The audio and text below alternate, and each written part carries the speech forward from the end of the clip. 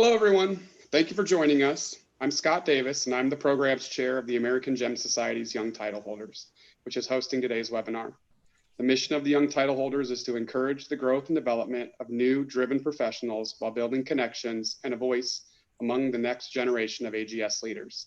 If you're interested in learning more about getting involved, please visit ags.org/AGSYT.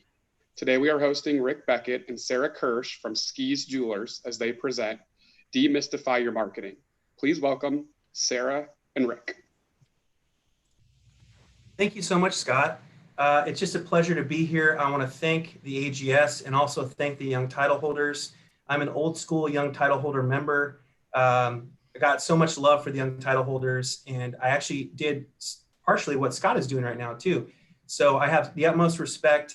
Now I'm a middle-aged title holder. I have 3 kids, so I got gray hairs and things like that. So can't quite be a young title holder anymore, but I do really appreciate all that you guys do. And we wanted to talk about demystifying your marketing, a 4-step guide. The reason why we wanted to talk about this today is because for us, it felt like there was a missing link between jewelers and marketing companies, or even jewelers and how they market.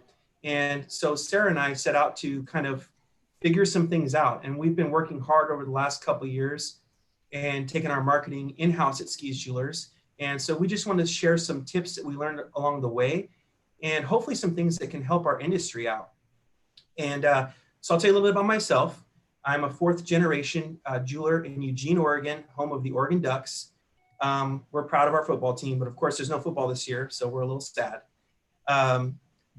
So 4th generation, our store started in 1922 by my great-grandfather, Ollie Ski.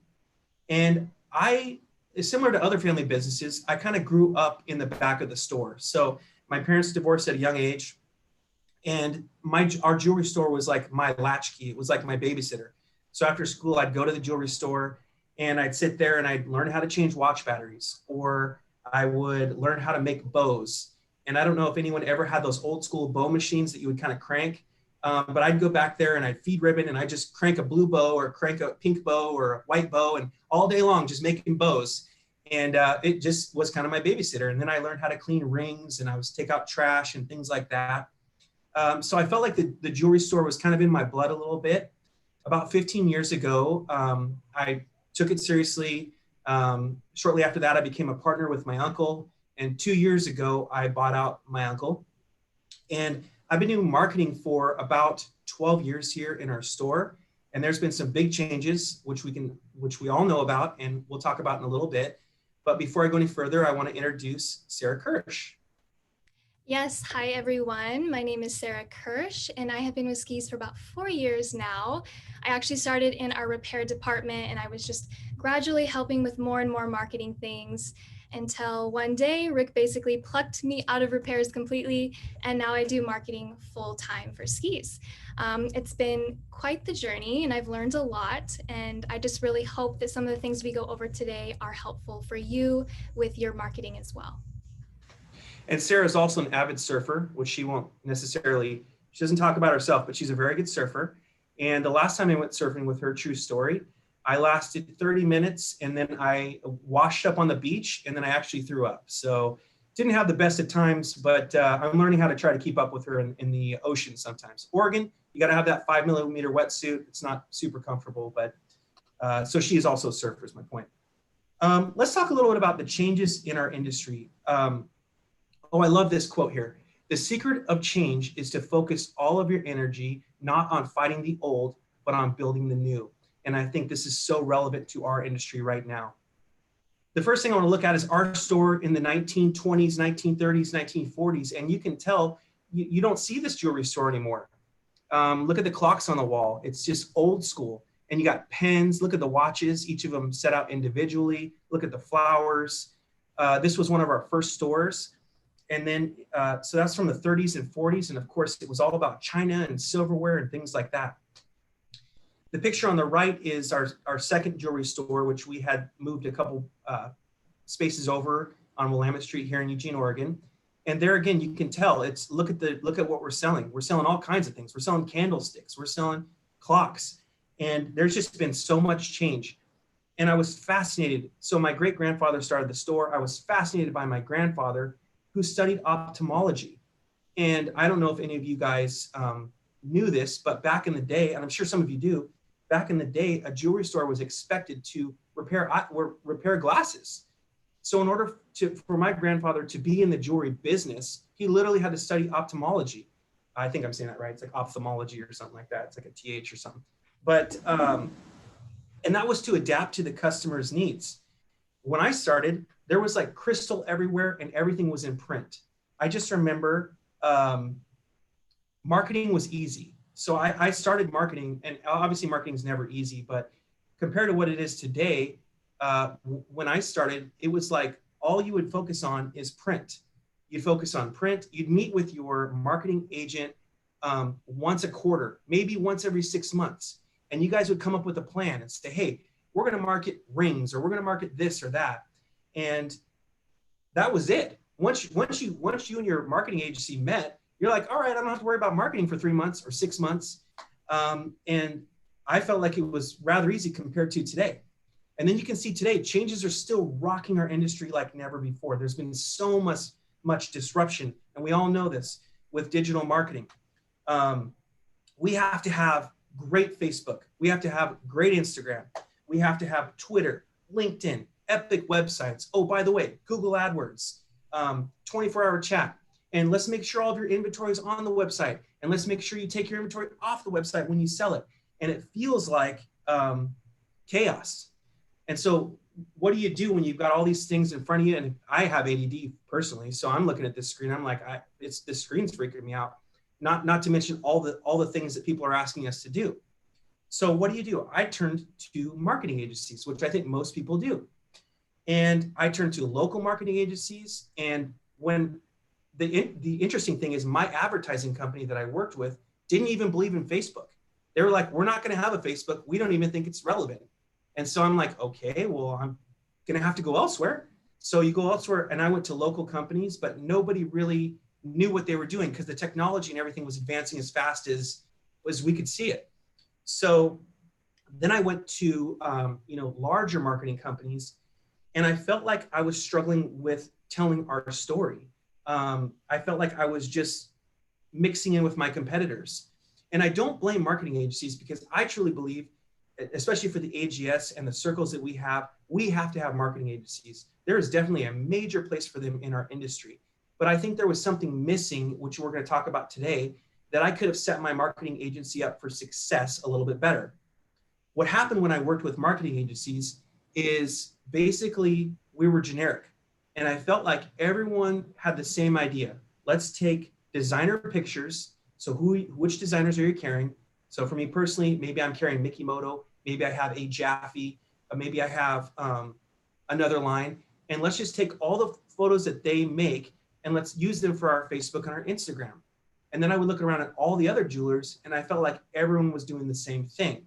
So at some point, I felt like we were generic and boring. We were the cornflakes up here, and the next guy was the rice puffs, and the next guy's the Cocoa Puffs. But we all kind of blended in. And does the consumer even know who we are versus anybody else? Because you all have the same designer photos. So I was kind of scratching my head like, what the heck am I going to do? And for us, it didn't work. And as I say, I can't blame the advertising agencies. We had to look internally and come up with a strategy that worked for Ski's Jewelers. So today, we'd like to provide a simple strategy to help you work better with your agency or do it on your own. So this is how we want to talk about demystifying your marketing.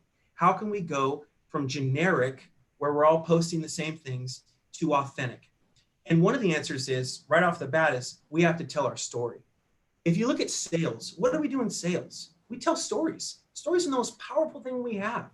And I know every jeweler here that's tuned in is very good at telling stories. You wouldn't be in the business if you couldn't tell a story about a Burmese ruby with the pink fluorescence, et cetera, or if you can't talk about that perfectly cut diamond and telling the story about how it came from the mine and who cut it and how you're buddies with the cutter, et cetera. We tell stories. So the same thing is true when we're talking about marketing, is we have to tell our story. It's what makes us unique and different. It's what makes us non-generic. So the first principle is this: we need to define your story. That's what Sarah and I figured out. We had to define our story. What makes us different from our competitors? So what happened was one day we went into the back of our recycling unit and we found this 4-foot cardboard box. And we ripped it apart and we just said, hey, let's just sit down and take some time and define our story. What makes Skis Jewelers different from Costco? What makes Skis Jewelers different from Kay's Jewelers? Otherwise, the new eyeballs that are looking at our Facebook and our Instagram don't see the difference. They don't understand unless we tell the story. So what happened was we brainstormed and tried to refine our story and refine it. What makes Skis Jewelers good? What makes us different? What makes us different from our competitors? And we came up with 4 principles that we decided we were going to constantly retell in almost all of our posts, because those new eyeballs, when they come to that post, they need to see what makes us different. So we came up with 4 things that worked for us. And now everyone's story is going to be different. Obviously, I know I have a bunch of jeweler buddies. We all have different businesses, and we all have a different story to tell, but it's our job to tell the story. And as we refine our story and figure out what it is, it sets us up for success working with a marketing agency or even taking it in-house. So the first for us was family owned since 1922. We're not a chain. We're one location that's served Eugene since 1922. We felt like that was part of our story. That makes us different from other people. The second is curated collection of jewelry. And I know a lot of us are in the same boat. Each piece in the store is hand purchased for our community. And I know a lot of us, we go to JCK or we go to the shows, and we literally hand purchase each piece of jewelry for our specific community. And I think that that's important. So that was part of our story. That was our second pillar. The third is this. This is our craft, okay? We are AGS members. We have gemologists on site. We have goldsmiths on site. We have watchmakers. Even our sales staff is educated, and it's our craft. So for me personally, I eat, sleep, and drink jewelry. And I know a lot of you do as well. That's our passion. It's our craft. And so we want to communicate this to our customers that our jewelry store, when you walk in our jewelry store, you're going to have passionate people who care about everything that we sell and can explain it and can explain what makes a ruby different than a sapphire, etc. It's our craft. It's not a stepping stone to another job. And our employees are the same. It's their craft, and we want to communicate that to our customers. And finally, uncompromising quality. This is our fourth pillar. We scrutinize each piece for the highest standards. We want to make sure that the prongs are not overly cut so that if you hit that ring, it's going to pop the diamond out, right? And I know a lot of us are the same. We scrutinize our pieces. And so uncompromising quality was part of our story. So we came up with these 4 stories that we want to constantly retell, because the thing is, if you have ADD, like I have a little ADD, if you're not disciplined to tell your story, you basically will tell any story that's like the flashiest thing around. So maybe I'm going to talk about peridot, and then I'll talk about rubies, and then I'll talk about a designer, and then maybe, I'll talk about, I don't know, the biggest diamond that was just discovered. And we end up being all over the map. So when new eyes look at our Facebook and our Instagram, these new eyes don't really know who you are. All they see is just kind of these thoughts that are everywhere, or these cool posts, or these designers, but who are you? And so that was what we wanted to be disciplined to do. And I'll pass this over to Sarah, because she actually does this every day for our store. Yeah, so once you have defined your story and what makes you different, it's time to get that information out there and reinforce that story through your content daily. And I can tell you that this does require discipline, especially if you're like us and you want to tell your story without saying the exact same thing every single time. So it takes a little bit of thought. It does take some planning, but it's totally doable.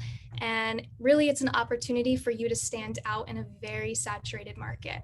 So we try to do this across the board with our content, but for this, I just pulled a few examples from our Instagram to show you that this is what this can look like. It doesn't have to be anything complicated. In fact, simple is probably best. And all of these posts, I was able to reinforce our story and some of those main things that we feel make us stand out, and that we want to speak to our audience. So that first picture, we have Rick Ski and Rick Beckett again. I brought out that we're family owned. Second picture, we have a curated collection, and I also touched on quality. Third picture, jewelry is our craft. And again, that quality is important to us. So we were able to touch on all of these points in a very brief and simple way, and just add a little something extra and something about us to go along with those images that will hopefully catch the viewer's eyes. And so Sarah helps us with the discipline, because now that we have decided that we're going to have these 4 things, and now we don't tell these stories every single post, but 2 or 3 times a week, we're going to have these stories in our posts, simply because of those new eyes. And especially if you are marketing and you're boosting posts, or you're, using those posts elsewhere to reach new eyeballs, having these already ready to go and telling your story, I think just helps us so much to be different from the crowd and stand out. So that's the first thing. The second thing is this: define your targets. Okay. Define your targets. I would also use the word audience, maybe. Who are you wanting to reach? This is so important, because many of us have multifaceted businesses. I have friends all over the AGS, and we all have different businesses. Some people focus just on bridal and then maybe repair. Some people have a ton of watches. Some people are high into custom and then have 20% fashion, whatever it may be. But the question is this: who are you trying to reach? And we're all multifaceted. We all have different audiences. So thinking through those different facets of your business, and how do you do that? Well, what we did is we reverse engineered the previous year. So we looked at our previous year. I think we did this in like 2017 or something. And we said, what percentages of our business are repair? And what percentages of our business are custom? What percentage of our business is bridal and watches, et cetera, et cetera. And that helped us to define who we're going to market to. Because what happens if you don't define who you're going to market to, essentially you just throw up ads, or you throw up Instagram stuff, and maybe the flashiest wins. So maybe the fashion always wins, because fashion always wins, right? I mean, it's the coolest. We're getting these amazing pictures. But what about repair? Are we advertising to repair? And how much of repair is our business? So we reverse engineered the previous year. And what we found was that 25% of our business was bridal, 25% of our business was fashion, 30% of our business was Rolex, and 20% of our business was custom and repair. And so it's very important to kind of look at your business and see what those percentages are, so that you can be disciplined to market to those things. Otherwise, like I say, we end up just marketing the fashion stuff pretty much. I think, in a nutshell, that's what we end up doing. So the other helpful part of this is you can decide what your goals are. So let's say your business, you reverse engineered your previous year, and you felt like, hey, you know what? I'm losing in bridal. I got to step up my bridal game. Well, maybe you want to add 10% to that. And where is that 10% going to come from? Well, maybe I can take that 10% from 5% from fashion, 3% from custom, 2% from Rolex, whatever it may be. But you can kind of tweak those numbers based on your goals. So not only is it helpful for you to figure out who you're going to target, but it's also helpful for you to figure out what your goals are. So usually, and then what I'm going to do, so that's step, what am I, 2? I'm on 2? Okay. Sorry, ADD, squirrel. All right, so that's super helpful. So now we'll go on to step 3, and that is setting your budget. So divide your budget based on your targets from the previous year. And I put another picture here of, what's that movie? 50 First Dates. And they make a joke about me sometimes. I show up to work and it's like, okay, your name's Rick. Here's what we're doing today. Because you kind of forget, as a business owner or whatever your job may be, we're dealing with customers, we're putting out fires, we're doing this, that, and the other. And a lot of times you just forget. So this helps us stay disciplined to our targets, to what our goals are. And it also helps us to set budgets based on whatever those targets and goals are. And I'll explain. Usually industry standard is like 3 to 5% of your retail sales is your marketing budget. Now, obviously that's going to vary quite a bit, right? But let's just say my budget's $100,000. I'm going to spend $100,000 next month on marketing. Well, what I'm going to do then is I'm going to split that up between my targets, and I'm going to give bridal 25%, and I'm going to give Rolex 30%, and I'm going to give custom and repair X amount of percent. But you're literally earmarking funds for these different areas and these different goals that you have. Sarah, did you want to say something about this too? Yeah, just from my point of view with dealing with our content and our ads as well, again, simple is best. So I will literally, when it comes to like our story and making sure that we cover all of these areas, I will literally write down the things that we need to do on a sticky note or anything and just always have it right in front of me. That way, you know, I can ensure that we're always hitting all of these targets all the time. Yeah. And what I would say is these first 3 steps are probably enough for you to give to your advertising agency. So if you're working with an agency, you've already decided what your story is, you've already decided where you need to target, and you've already decided your budget. And I feel like if I would have had these 3 things and I'm working with an agency, I would have set them up for success to help my business out. Because I didn't have these things thought through, what happened was I just get the generic, right? And so at this point, if you're not wanting to do in-house marketing, then this would be a great place to stop and say, hey, I'm going to give this information to my agency and we're going to knock this out of the park. Very helpful.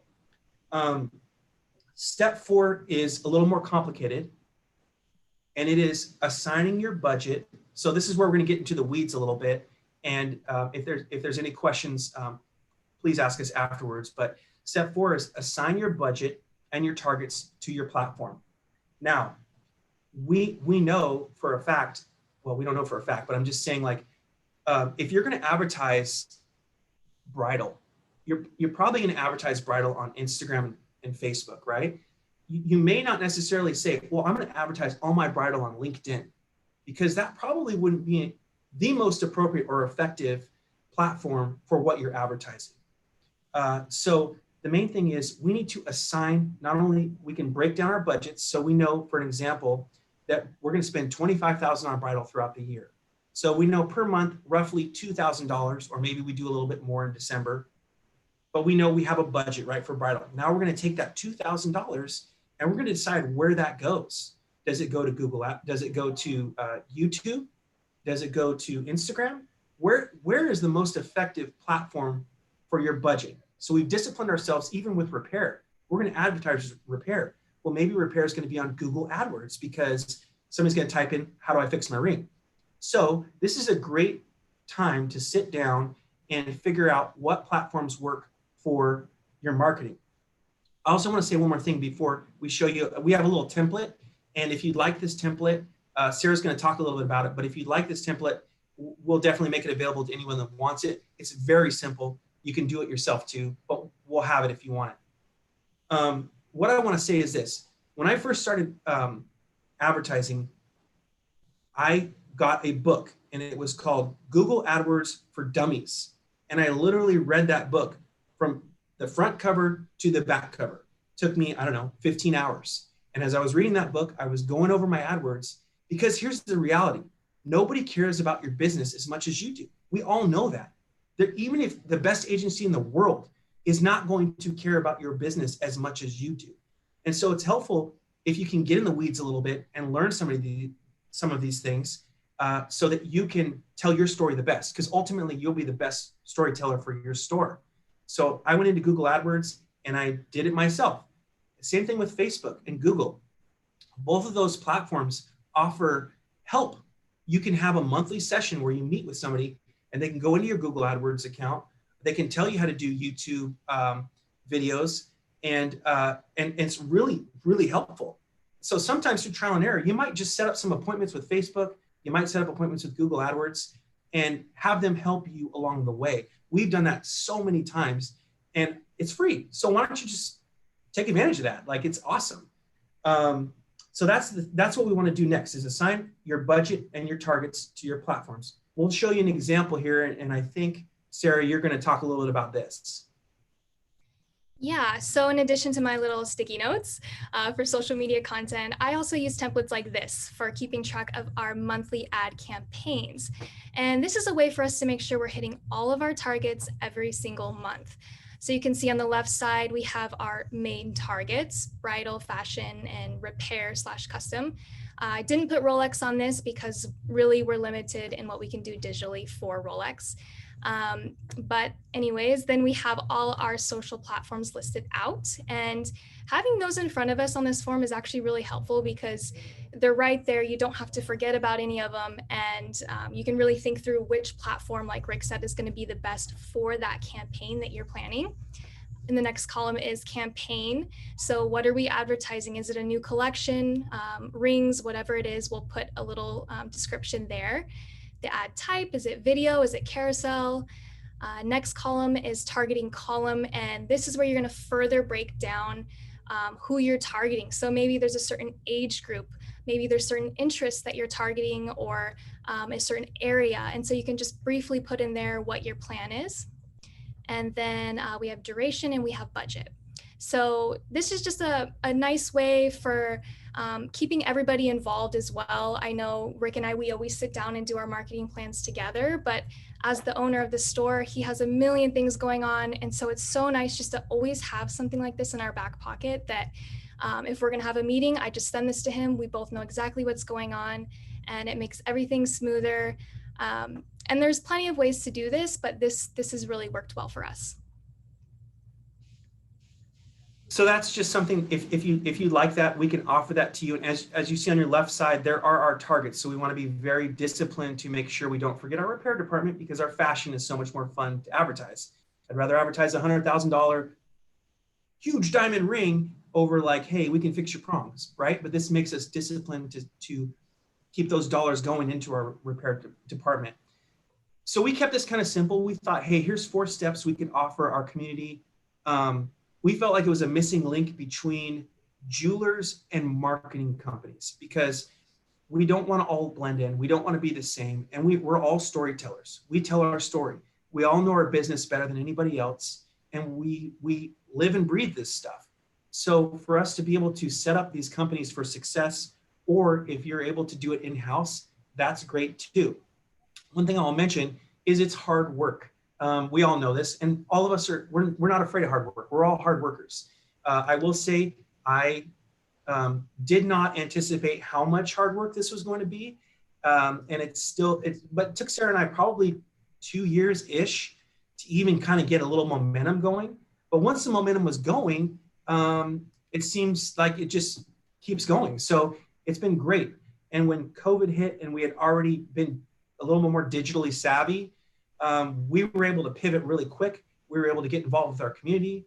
We were able to support restaurants. We already had the eyeballs on our Instagram and whatever it may be. We were able to do curbside sales and even web sales. So the more you're able to get into this digital sphere, obviously we know life is changing and it's going to continue to change. And as my grandpa used to study eyeglasses, now we're studying the internet, and it's a different type of thing. But the more you do it, the better you get at it. Don't be afraid of it.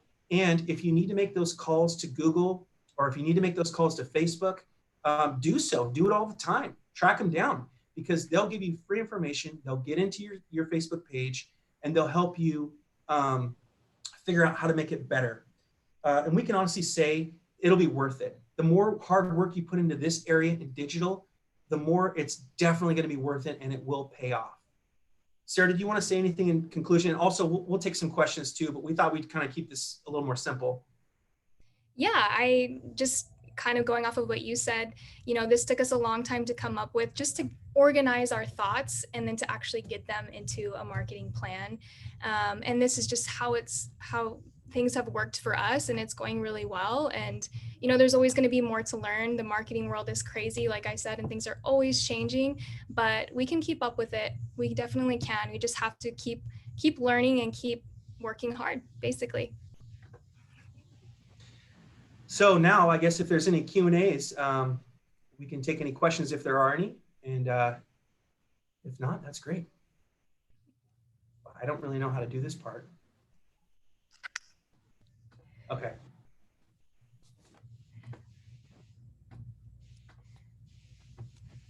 We do have some comments in the chat if you guys open that up. Bow making class. I'm on it, Denise. I've still got the machine. That's awesome.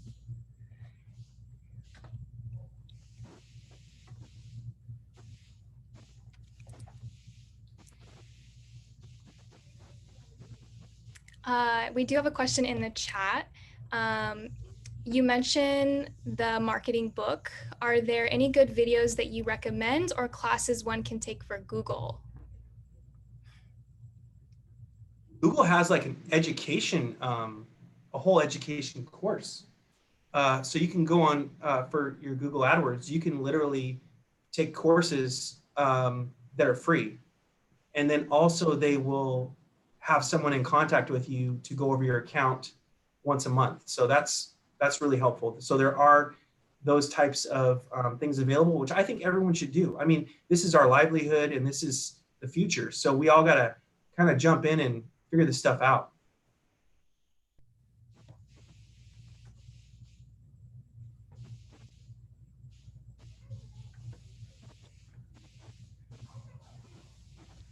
Well, thank you guys. It's been a pleasure. I think that's all of our questions. And we hope you have a great day and sell some jewelry. Oh, is there one more? Thank you, everyone. Thank you.